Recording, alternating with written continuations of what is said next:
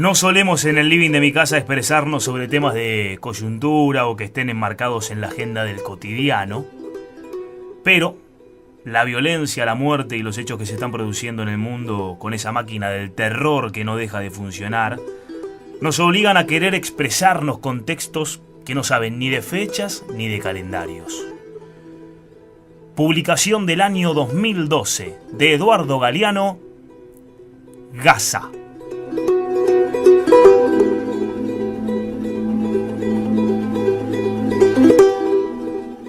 Para justificarse, el terrorismo de Estado fabrica terroristas, siembra odio y cosecha coartadas. Todo indica que esta carnicería de Gaza, que según sus autores quiere acabar con los terroristas, logrará multiplicarlos. Desde 1948 los palestinos viven condenados a la humillación perpetua. No pueden ni respirar sin permiso.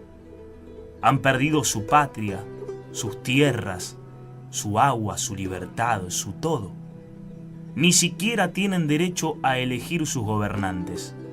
Cuando votan a quien no deben votar, son castigados. Gaza está siendo castigada.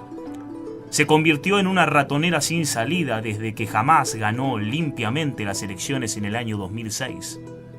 Algo parecido había ocurrido en 1932 cuando el Partido Comunista triunfó en las elecciones de El Salvador.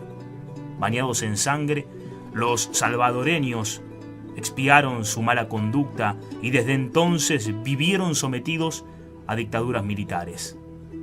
La democracia es un lujo que no todos merecen. Son hijos de la impotencia los cohetes caseros que los militares de Hamás, acorralados en Gaza, disparan con chambón puntería sobre las tierras que habían sido palestinas y que la ocupación israelita usurpó. Y la desesperación, a la orilla de la locura suicida, es la madre de las bravatas que niegan el derecho a la existencia de Israel, gritos sin ninguna eficacia, mientras la muy eficaz guerra de exterminio está negando desde hace años el derecho a la existencia de Palestina. Ya poca Palestina queda. Paso a paso, Israel la está borrando del mapa. Los colonos invaden y tras ellos los soldados van corrigiendo la frontera. Las balas sacralizan el despojo en legítima defensa. No hay guerra agresiva que no diga ser guerra defensiva. Hitler invadió Polonia para evitar que Polonia invadiera Alemania. Bush invadió Irak para evitar que Irak invadiera el mundo.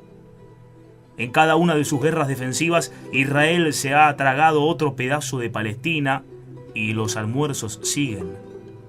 La devoración se justifica por los títulos de propiedad que la Biblia otorgó, por los 2000 años de persecución que el pueblo judío sufrió y por el pánico que generan los palestinos al acecho. Israel es el país que jamás cumple las recomendaciones ni las resoluciones de las Naciones Unidas, el que nunca acata las sentencias de los tribunales internacionales, el que se burla de las leyes internacionales y es también el único país que ha legalizado la tortura de prisioneros. ¿Quién le regaló el derecho de negar todos los derechos?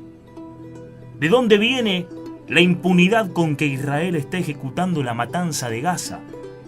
El gobierno español no hubiera podido bombardear impunemente al País Vasco para acabar con ETA, ni el gobierno británico hubiera podido arrasar Irlanda para liquidar a IRA. ¿Acaso la tragedia del Holocausto implica una póliza de eterna impunidad?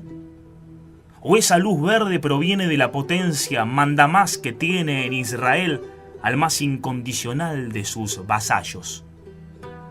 El ejército israelí, el más moderno y sofisticado del mundo, sabe a quién mata. No mata por error, mata por horror. Las víctimas civiles se llaman daños colaterales, según el diccionario de otras guerras imperiales. En Gaza, de cada 10 daños colaterales, 3 son niños. Y suman miles los mutilados, víctimas de la tecnología del descuartizamiento humano que la industria militar está ensayando exitosamente en esta operación de limpieza étnica. Y como siempre, siempre lo mismo. En Gaza, 100-1. Por cada 100 palestinos muertos, un israelí.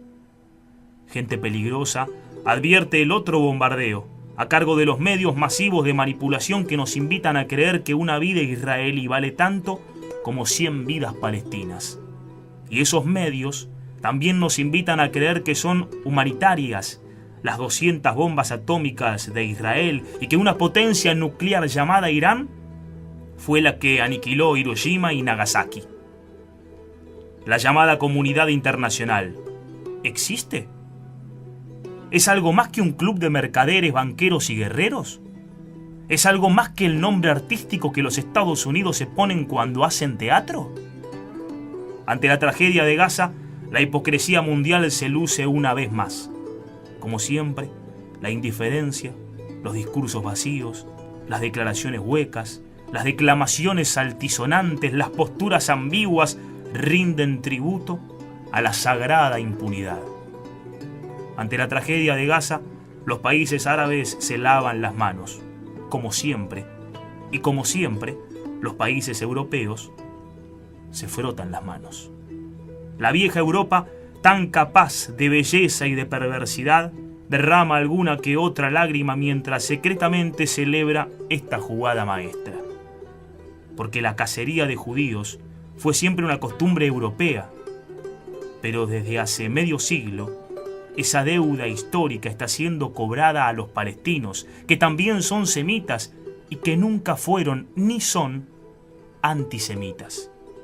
Ellos están pagando en sangre contante y sonante una cuenta ajena. Este artículo de Eduardo Galeano está dedicado a los amigos judíos asesinados por las dictaduras latinoamericanas que Israel asesoró.